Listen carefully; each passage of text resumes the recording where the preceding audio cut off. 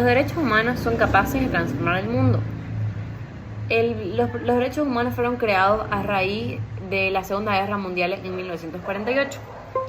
Aún así, siendo creados en este año, no había delito, por ejemplo, por el feminicidio, no te podías casar con una persona de tu mismo sexo, no podías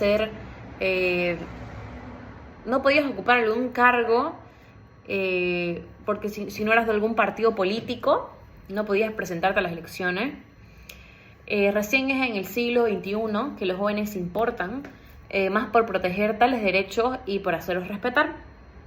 Entre el 6 y el 10 de junio del 2011 se aprobaron reformas a la Constitución Política de los Estados Unidos Mexicanos, donde decía que estos debían respetar los derechos humanos bajo el principio de pro persona. Esto quiere decir que se deben respetar los derechos humanos de la persona como individuo.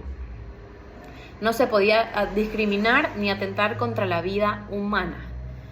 Aquí fue donde se decía, donde se decretó, por así decirlo, que todas las autoridades mexicanas debían respetar los derechos humanos de cada persona como pro persona, quiere decir como tal, una persona por sí sola. Se prohibieron todas las maneras de discriminación, ya sean por la nacionalidad, por el color de piel, por el sexo o por alguna otra categoría. No se podía discriminar a ninguna persona.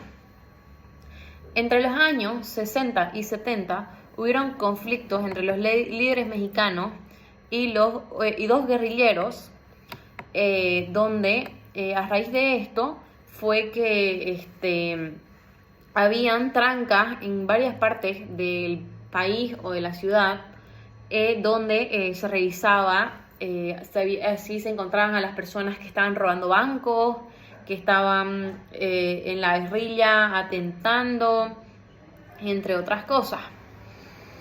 El 25 de agosto de 1974, Pacheco, un campesino, viajaba con su hijo y lo detuvieron en uno de estos retenes y lo acusaron por componer corridos.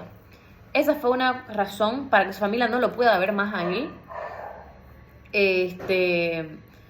Y nunca más lo volvieron a ver, lo arrestaron a él y a su hijo. Cualquier persona que tenía una mínima participación con algún partido ya era suficiente para meterlos presos.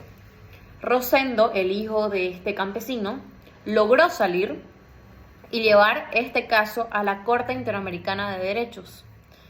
Ya había pasado mucho tiempo del acto, ya habían pasado como 24 años, pero había una parte en la ley de la reforma que decía que si la persona no había sido encontrada muerta ni encontrada viva, el caso podía seguir abierto.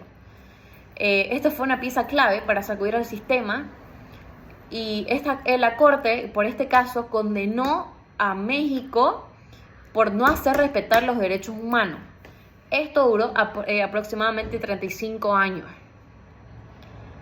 El resultado fue que se hicieron respetar los derechos humanos de las personas y que se respeten a todos, que las autoridades respeten a las personas como tal.